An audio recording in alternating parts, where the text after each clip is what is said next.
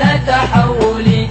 ثم الصلاة والسلام سرمدا على النبي خير من قد وحدا، وآله وصحبه ومن تبع سبيل دين الحق غير مبتدع.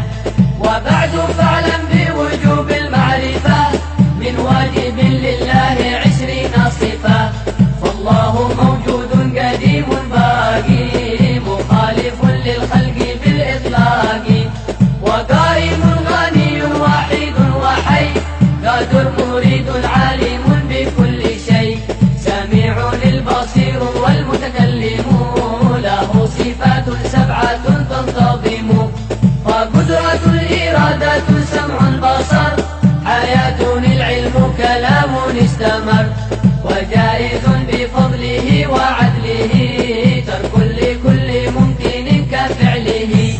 أرسل أنبياء ذوي فطانة بالصدق والتبليغ والأمانة، وجائز في حقهم من عرض بغير نفس كخفيف المرض.